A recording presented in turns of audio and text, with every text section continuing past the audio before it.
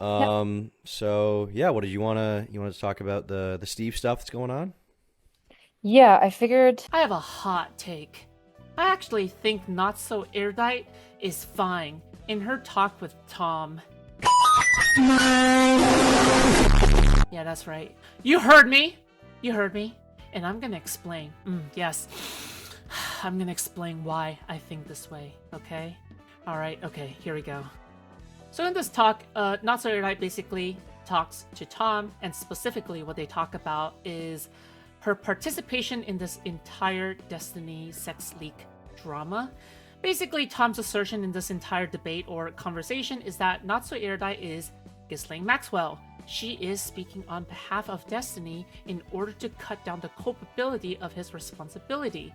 And her general perception, all in all, in this entire talk, at least how Tom presents to Erudite, is that the public views her as somebody who is trying to get the girls to be quiet, specifically Pixie. However, there's some things that are like revealed throughout this entire debacle that makes me think like, what could this be the full story? We may never know. Oh yes. So yeah, it's a lot. It's a lot. But we'll go over it, okay? All right, Jesus. I'm just gonna sum up the beginning parts. Basically, it seems as though that it is re-clarified that in terms of the Pixie video, like the leaked sex tape, the consent to record is yes, but the consent to share is no. Obviously, everybody agrees that Destiny is in the wrong, right? And the primary fear actually does seem to be the fear of suicide. And this isn't exactly something that is like, oh my god, she is suicide baiting. Oh no, oh my god, just another e-whore looking for attention. Oh my god. Ooh, ooh. No, it does seem as though that Pixie has a history of suicidal tendencies, and there are some attributes to her real life that seems to amplify these things. For example, number one, she states that she has a bunch of pills nearby. Now, whether or not you think this is true is up to you. She has also been cutting off friends in preparations for her suicide, which is always a big one, because one of the things that what I imagine would hold people back is like, oh my god, I have friends. I don't want them to miss me, so I'm not going to commit suicide, right? Now, the plan is probably just to take the pills to commit suicide. So it seems as though NSC, when she was talking to Pixie, is number one, you can try to talk to Destiny to resolve the situation, or you can just go straight to the lawsuit option. Woo! And it seems as though, since people are questioning this aspect, is that why Pixie wouldn't communicate with Destiny is because their communications have not been fruitful. It seems as though that Destiny is a little bit too much off that autism, that Vivance sociopathic, psychopathic Vivance autism. Yum, yum, yum, yum. Oh yes, I love pills. I don't like to communicate. Yum, yum, yum. So instead, NSE acts as the bridge between Destiny and Pixie. At least this is all according to NSE. Listen, alright, if it turns out this is all a big fat lie later on, don't blame me, alright? I'm just repeating verbatim what she said in her conversation with Tom. Foolery! Sorry, Turkey Tom, alright? So basically, NSE said to Destiny, oh my god, you effed up big time, bro. Bro, you effed up big time, and it's time to pay up. It's time to pay up. You need to pay for therapy, you need to pay for X and Y, you need to pay for law school, right? All that crap, right?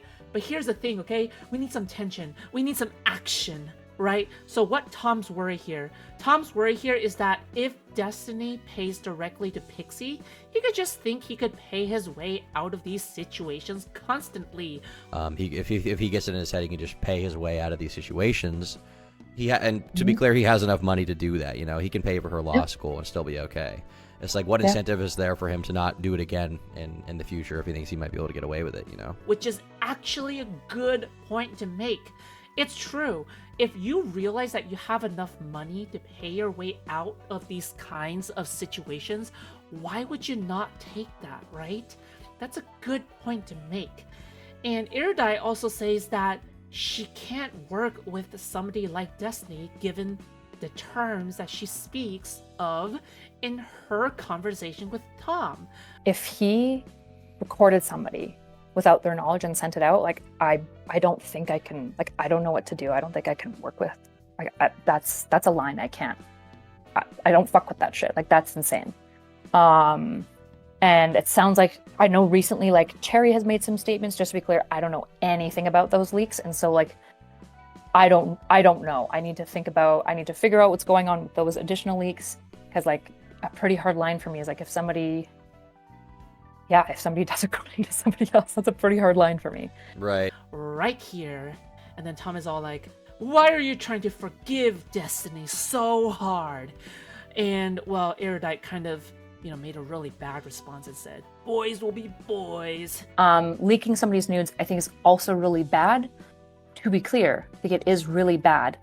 But the issue is that I think it's fundamentally just a more common issue that people do. It's definitely, in my experience, not the first time that somebody has like leaked nudes. I think it's really bad. I think it's not okay. Like when you hear about like guys like showing other guys like tits that some girls sent her, like I think it's gross, and there's a reason I don't look at it. I mean that's.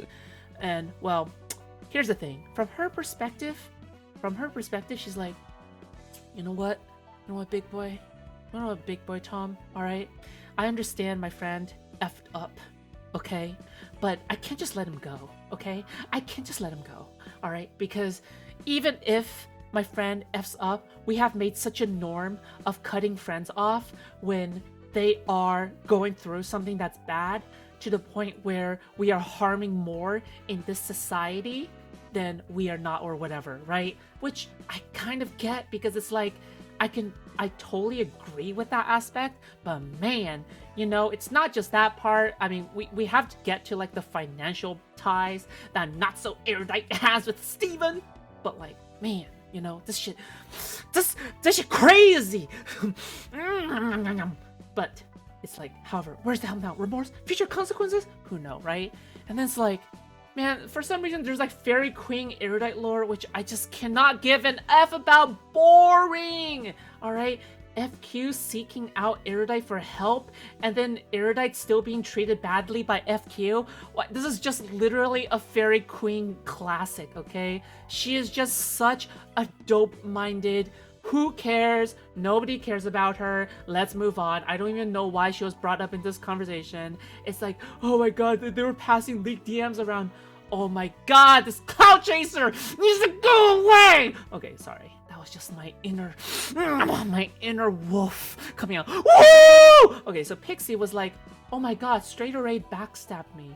It's like, cause Straight Array leaked DMs with Fairy Queen, and with their little group of friends with Smugbug, and the other like group of actually, you know what? Now that I think about it, it is Loner Box Orbiters. It's just a bunch of Loner Box Orbiters, people that I once knew, but now I can see that they're kind of cringe. Okay, not gonna lie. All right, yes. So, and as he basically says, oh, if a friend does bad thing, then I won't drop them immediately. It's just right here, all right? I think people are like, the biggest question people have is like, why I'm sticking around Destiny. And so I just want to like answer that question, I think, a little bit more extensively, which is A, if something else comes out about the leaks, which is like more pernicious or criminal, I realize like I probably won't, but I don't engage with friendships in the way that it feels like people are kind of expecting me to, maybe in the public. I'm really staunch about like rehabilitation and like journeys and processes, which means that like if I have a friend who's done a bad thing, they're not like dead to me. I'm not just going to drop them immediately. I'm going to confront them, usually in a way that I think is most productive, particularly if they've done something that I think not just violates like my values, but their own values. This isn't the first time I've confronted Steven on different things. It's just the biggest thing that I've confronted him on. But there's been multiple times, like even in this like cutie Cinderella drama where he started like making fun of her. I was like, why are you doing this? Like, this isn't your values. Like, this is something you don't believe in. He's like, yeah, you're right. Right? So I think if everyone just disowns people immediately for wrongdoing, like nothing works. And then Tom is like, yes, but you have a financial stake. You are tied with Steven. You depend entirely on Steven. It's like when Steven rapped with Mr. Muton, was like, I am the sun, you are the tree. everybody knows that you can't exist without me. It's just kind of like that with Erudite, which is a good point, which is exactly why it's kind of hard to take NotSoErudite at face value, because you know that her entire cost of living is dependent, not cost of living, her living is dependent upon Steven. So it's like, man, you know, like, we really want to believe that you're a good person, but man, it's kind of hard to, you know? And then Erudite is like, I want to run a treatment center for kids. And then she's like, she states that this is an avenue, like the connection and the network that she formed online will help her realize that goal. I just want to say, girl, what kind of drugs are you smoking? What kind of drugs are you smoking? How the hell is making a bridge with Destiny going to help you run a treatment center in the future for kids? How is that supposed to work? Okay, what? That makes no sense. Anyway, all right, whatever, man. And Erudite's like, I'm not trying to mitigate consequence, but also trying not to suppress Pixie. Okay, all right. Listen, we can only take you at face value, okay? If somebody doesn't trust you, then they don't trust you, okay? And that's that. You can't do anything about it, all right? That's just how it is. That's where the buck stops. But also, you know, like, you know, I try to see the good in people, and you know, what she says throughout this entire conversation kind of makes sense, but you know, whatever, right? And then Pixie says she wants now $1 million from Destiny. You know what? Grab that bag, girl, okay? That's the least that Destiny owes you. But like, NC says she's not comfortable mediating a financial compensation between two mutuals when Pixie brought that up to an Erudite. And you know what? I can't blame Kyla, man. You know what? She's been spitting some facts this entire time. All right, yes, she's untrustworthy. Yes, she's bad. But like, man, not gonna lie, she's kind of making sense if you really, really listen to what she is saying and not just like putting it through a machine that automatically bad faith transforms her words into something malicious 5D IQ supervillain talk, okay? But, you know, that's just how I take it. All right? Okay, listen, if I had a friend who talked to me about asking money from another friend of mine, I can't get in that conversation either, okay? I'm gonna be honest, it's not my place to.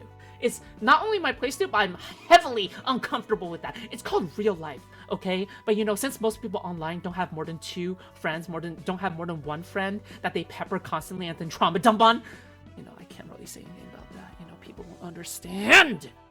And then Tom is like, oh, I don't want to associate with Destiny because it gives me the ick! Alright, which is kind of funny because that's what NotSoErudite says all the time. It's like, oh, it gives me the ick. Although Tom, to be fair, Tom did not say, oh, he gives me the ick, but it's like, close enough, you know?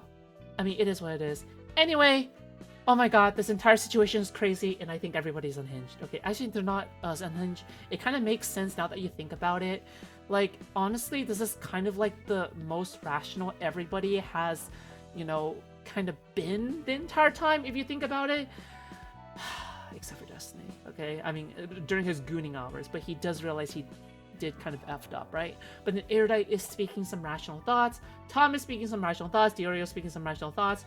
Alright, from SoErudite and Sunday's perspective, even from their side, it kind of makes sense because they have every incentive to try to bring down Destiny because they're buddy-buddy with each other, alright? Yeah, big whoop, SoErudite betrayed you for Sunday. Yeah, no...